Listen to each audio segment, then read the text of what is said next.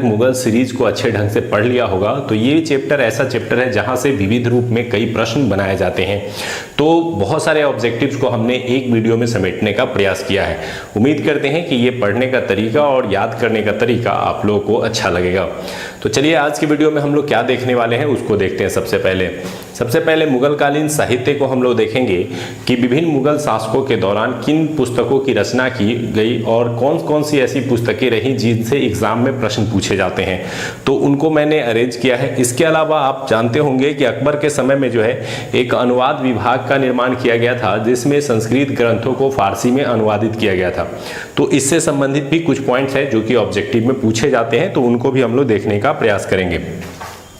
इसके अलावा मुगल कालीन कला में मुख्य रूप से दो कला काफ़ी प्रसिद्ध रहे थे, जिसमें एक चित्रकला है और दूसरा है स्थापत्य कला। यहाँ से भी कई प्रश्न बनते हैं जो एग्जाम में पूछे जाते हैं। और उसके बाद हम लोग थोड़े से सिक्कों के इतिहास के बारे में जानेंगे कि मुगल कालीन सिक्कों से संबंधित कौन से ऐसे पॉइंट है जो ऑब्जेक्टिव के रूप में पूछ लिए जाते हैं। इसके अलावा संगीत कला भी है, तो जो छोटे मोटे पॉइंट थे संगीत कला से जुड़े हुए मैंने वो चैप्टर पढ़ाने के दौरान ही आपको बता दिए थे। तो चलिए दोस्तों शुरू करते हैं। सबसे पहले आते हैं हम लोग मुगल कालीन साहित्य के संबंध में। तो मुगलों की जो राजभाषा थी वो फारसी थी। यही सबसे पहले तो ये प्रश्न कई बार एग्जाम में पूछा जाता है, तो इसे आप याद रखेंगे कि मुगलों की जो राजभाषा थी वो क्या थी, फारसी थी। तो फारसी राजभाषा के दौरान उन्होंने फारसी साहित्य को जो है ज़्यादा बढ़ावा दिया।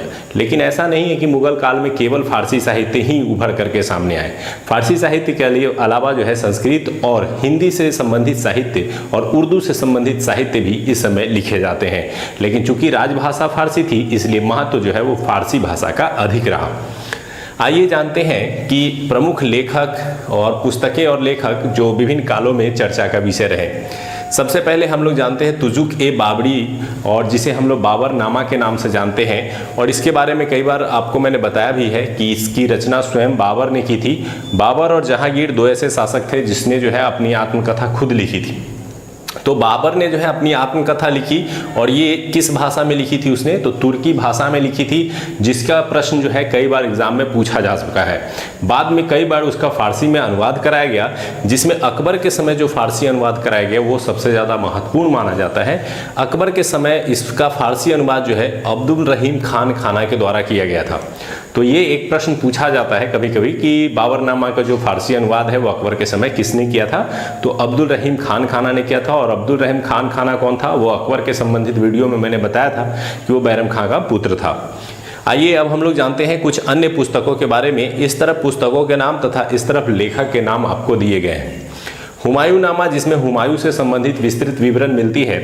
ये हुमायूंनामा की रचना अकबर के समय होती है, जब गुलबदन बेगम जो हुमायूं की बहन थी उसने हुमायूं के जीवन चरित्र को जो है इस पुस्तक में समेटने का प्रयास किया है। तो इस पुस्तक से भी कई बार प्रश्न पूछा जाता है कि हुमायूंनामा की रचना किसने की थी। तो ये तो आपने कई बार रट लिया होगा, ये याद भी होगा आपको। इसके अलावा अकबरनामा जो कि कई खंडों में विभाजित था, जिसका तीसरा खंड आईने अकबरी के रूप में जाना जाता है और काफ़ी प्रसिद्ध पुस्तक है अकबर के इतिहास को जानने की दृष्टि से।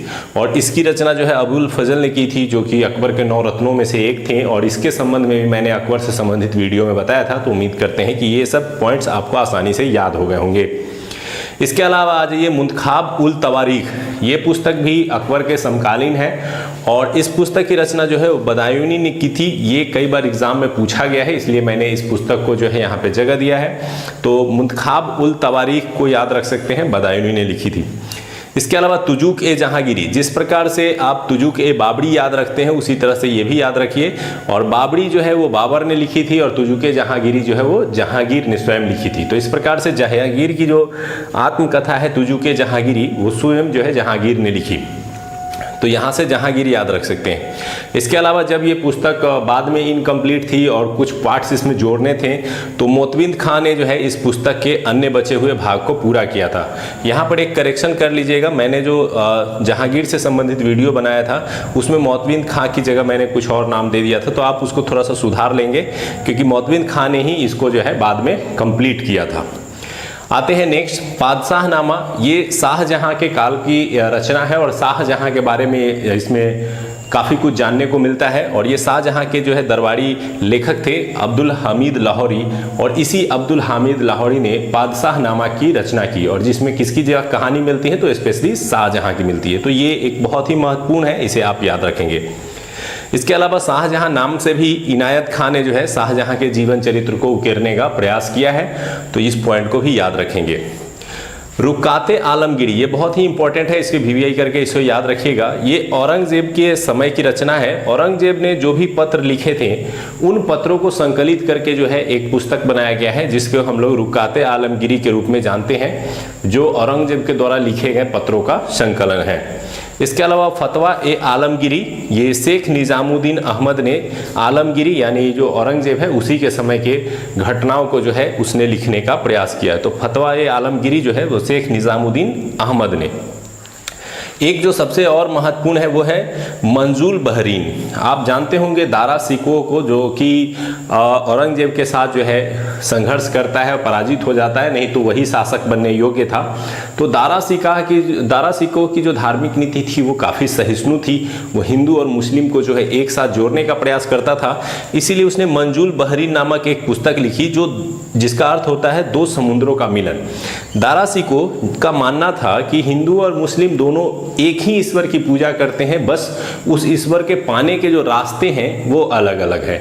तो इस तरह से उसने दोनों ही धर्मों के एक सम्मेल पर एक पुस्तक लिखी थी, जिसका नाम था मंजूल बहरीन।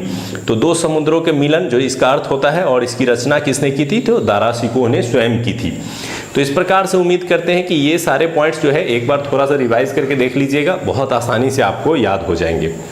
अब बात करते हैं अनुवाद विभाग के बारे में। तो अनुवाद विभाग क्या था, तो अकबर के समय में विभिन्न पौराणिक जो ग्रंथ थी उनको दूसरे भाषा में कन्वर्ट करने के लिए एक अनुवाद विभाग बनाया गया।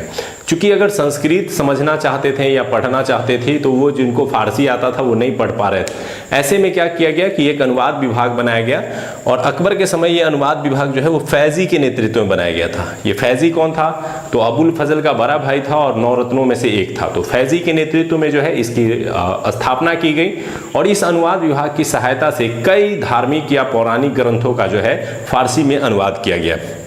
जैसे पंचतंत्र बहुत फेमस है और कई बार पूछा है।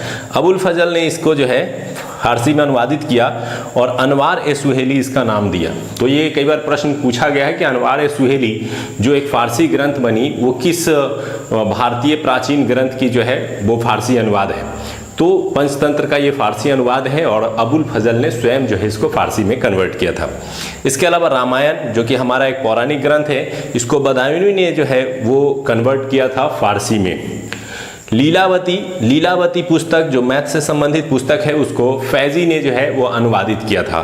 और एक जो सबसे ज़्यादा पूछा जाता है वो महाभारत पूछा जाता है। इसको कई लेखकों ने मिलकर के जो है इसका ट्रांसलेट किया था फारसी में, जिसमें एक नकीब खां थे, फैजी था, बदायूनी था, इसके अलावा अबुल फजल भी थे, और इन सबों ने मिलकर के इसे रज़्मनामा से जो है वो ट्रांसफ़र किया था। तो इस तरह से एक प्रश्न पूछता है कि महाभारत का फारसी अनुवाद किस नाम से जाना जाता है, तो वो जाना जाता है रज़्मनामा। तो रज़्मनामा के नाम से जो है वो जाना जाता है महाभारत को, और ये अनुवाद विभाग के लगभग सभी लेखकों ने मिलकर के जो है इसका ट्रांसलेशन किया था। अब ये तो अकबर के समय की बात हो गई।